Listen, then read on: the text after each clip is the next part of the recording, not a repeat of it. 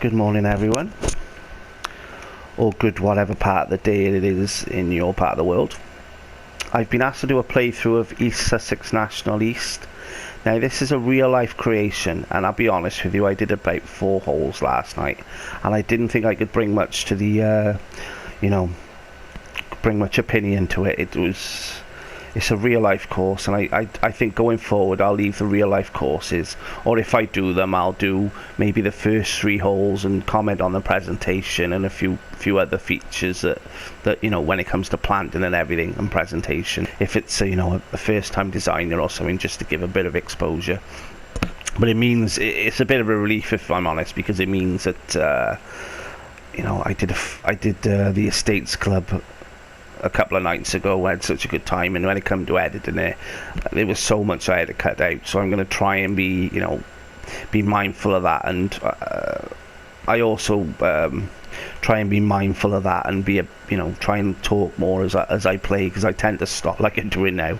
I stop and chat away and then play. I can only play a few holes, sort of thing. But it's a real shame there with the name East Sussex. Sussex is a county in southern England, south of London.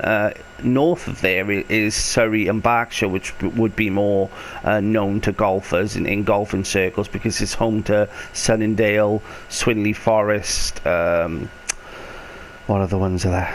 St George's Hill, the Berkshire Red and Blue. Some of the great heathland courses of the world, there's a plot of heathland in southwest London that when golf made the jump from linksland on the coast of Scotland inland, they were looking for sandy soils, and that would have been perfect to find an area of sand in one of the richest parts of the UK. It might have gone the other way. I was thinking about this as well. It might have gone the other way. They might have found the land first and thought, look, this is sandy. We could build and we could come inland, rather than let's look inland for sandy soils. I don't know, but back then clay soils were a problem, because technology, drainage, it wouldn't have been very easy to maintain a course, and because drainage is the thing, the most important thing on a golf course. Million miles drainage, it dictates everything. So just putting that out there. If you see your guys smashing holes in their in the putting surfaces at your local courses, it is very beneficial to there's a reason they're doing it. So when I first started this, I assumed this would have a hint of heathland feel in it, because I thought maybe the sand might there might still have been areas of sand lower down. But looking at pics, it doesn't look very heathland to me. I had a look at a few pics online. It doesn't look very heathland to me. One thing I like from the very off is it's very uniformed. It's very neat and tidy. I can see a lot of effort has gone into this teeing area. If we look up at this tee here, you've got your you've got your green, you've got your teeing area, which we know is green. You've got your fairway, and then you've got a bit of rough. Now I like the way it's done. It's uniformed, and every tee is going to be the same, and it looks, from a computer game, it looks real nice and tidy. But in real life, you would probably only have the 1 ring of rough there. You tend to do that to just go around and clean up the edges, so you've got like a gap between the rough. You don't want rough touching the teeing area, the real short area of grass. One of the main reasons, not just for appearance, is with the rough you get the coarse grasses can thrive better, because they're allowed to grow up where they don't handle low mowing heights very well. So if you get rough immediately at the tee, or long rough immediately in the tee, the longer it is, the easier it is for them horrible grasses to get in the fine turf areas, which is why you always see collars around everything, like the fairway there and the greens as well. So it's not just presentation to clean it up, and also a penal point of view. You've got fairway semi-rough up there on the fairway, you can see it, and then your rough, then your heavy rough. It is, there's quite a few reasons why you would do it. So even your mowers, when you drop your mow index, it leaves a mark. So if you do a ring around at the end, it cleans all that up, makes it look tidy. When it comes to presentation, the most important thing, I believe anyway, is uniformity. Having everything the same style of bunkering. If he's gone forward now with this ball marker, with the ball washer and the tees there, from you know, even on this game, I'd like to see that on every tee, like that kind of thing. That's what, you know, go into a base level uniformity now. But the way the fairways are shaped, the way the greens kind of shape, everything. I mean, it even goes as deep as your drainage, having all the greens the same drainage, you know, not having a clay green and then, you know, having a sandy green, because, and that is important. That you're getting deeper now. You know, you get different agronomy then, different grasses and all that. So uniformity, one of the big words when it comes to course design and especially greenkeeping as well. And that's something. Playing through, I said I played a few holes yesterday. I noticed was very well done. It was very uniform, very neat. But again, being a real life creation, that would have been quite, you know, you just sort of, if you're following me, I don't know, maybe Google Earth or whatever. But presentation wise, I said very neat and tidy. There's a few issues though. I have seen benches on tees like that. It's a big teeing area. This is a pretty big tee. But you wouldn't, in real life, normally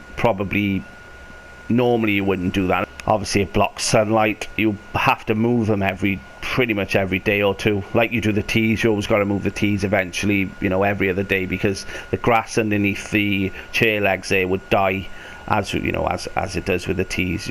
It's not getting any sunlight. So, and also the ball washer.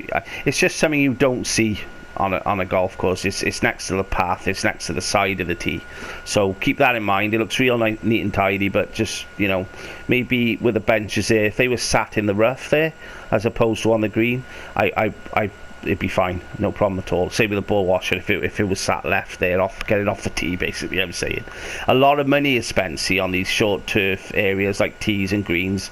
If you think of them as a product, there's like hundreds of thousands of pounds a year go into them.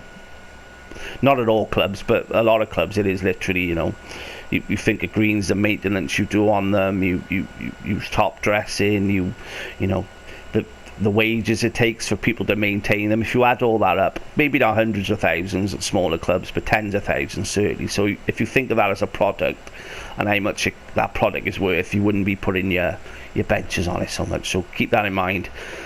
I noticed with the fairway, pretty nice, just a little bit jaggedy, and obviously attention to detail here. Sometimes a nice rough path joining the tees up, possibly you could have added. That's very close there, tee to fairway. I know it's a forward tee, but maybe by adding them rings, it looks worse, and you know, in real life it probably don't look as close because you've got these rings making the tee stretch out. It looks a bit close to the fairway there. But what I tend to do, I'll use plenty of splines all the way around, and then as I go and I'm smoothing out these edges, I'll remove a few splines then, even if it's just for future. Nice looking shot.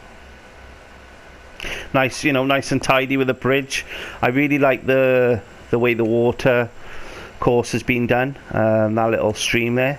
You could have probably added a bit of some reeds and some grass in maybe, but I actually quite like that. It's quite really neat and tidy. I like to do there is make it known that you've cut it off there. So I might put use one of the small walls maybe, and just sort of press that into the bank. And I mean, if you want to go really thin with it, you can actually make it look like there's a drain in there. And if the one I use is, I turn one of the empty bins. If you go into I think it's furniture, you've got your bins, you can turn the bins over, so there's one which is like a hole, so if you stick it into the bank there, you look like there's a drain line, a drain pipe coming out, or something like that. But little things like that, I think, add a little extra. But I've got to be honest, most people won't even notice them. But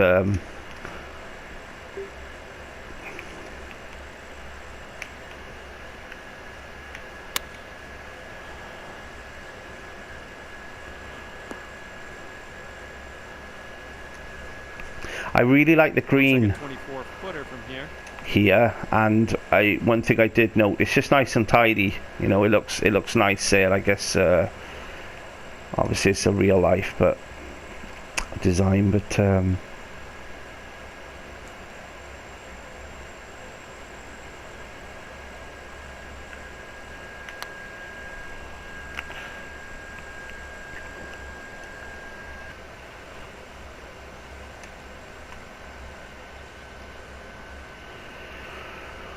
around the edges of the bunker there. It's not too drastic. These noses you've got here, that would be quite normal, because you can only get your mowing line so far, so close to the bunker, and then you've got to do the rest with a fly mow. It just, again, it looks like at the top here you've got that bit really close to the fairway and the rough. Maybe would have brought the fairway out so the gap between rough and fairway is the same around each bunker. Again, going back to uniformity. That bush there, I think would probably, you'd see a bit more of the hole if you took that out. I don't know if it's in there deliberately. Again, we talked about this before. Some things are in place to block areas of the fairway and the green, so you can't see them. It's quite rare in modern design that gets used with trees, and because obviously you might design that with a tree in the way, and then the tree will die. Is it the Roosevelt tree at Augusta came down and it completely altered the hole? It was a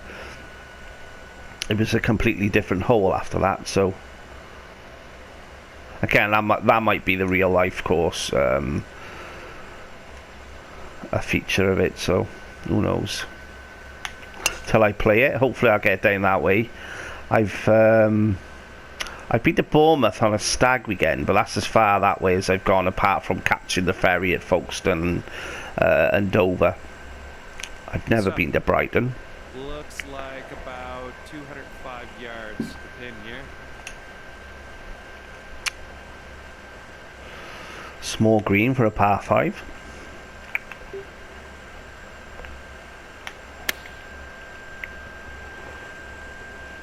This one might be I just don't know how I can go from fast to slow so easy, and then I'll be very fast next shot. It's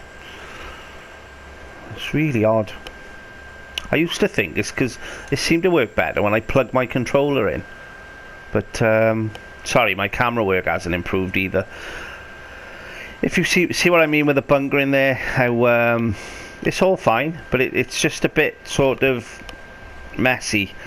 The top end of that bunker and the bottom end of the bunker on the left side there, when it touches the green. See how it's less gap up the top to the bottom, and also same here. You've got it touching the fairway there. I know what you're thinking, yeah, we get him have, uniformity, but I'm just emphasising how important it is. I just want to point something out here to Kieran. By the way, if this is your first course, Kieran, or one of your first courses, it's really well done for a first course. There are a few minor issues going forward that will help you, hopefully a few on this vid. But one of them, again, is mowing lines. If you look at the front there where the fairway meets the green, that left side of fairway coming up here, it would sort of follow the shape of the rough and then link onto the green where the red meets the yellow, somewhere there. Same the other side, it kind of wrap around the bunker slightly and meet up with the sort of the edge of the green a bit further up. And it's just, imagine you would mow in it and go up to the green, same the other side. And also the bunker, above the bunker there, that little bit of rough there. It's just a bit, a bit loose and a little bit careless, that's all.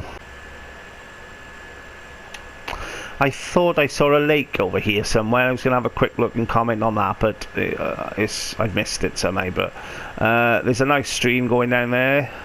A bit like the one on the first, maybe just filter a few reeds in and grass in, just to sort of make it look more natural. Yeah, so I hope that video helped a little bit, Kieran. Keep designing. I'd like to see you have a go now, again, your creative brain, going and do your own course, see how you get on with that.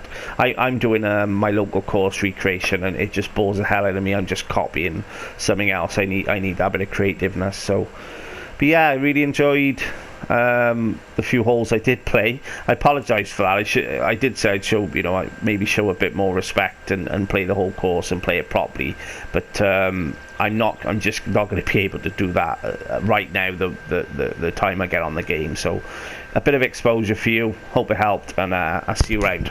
Ta-ra.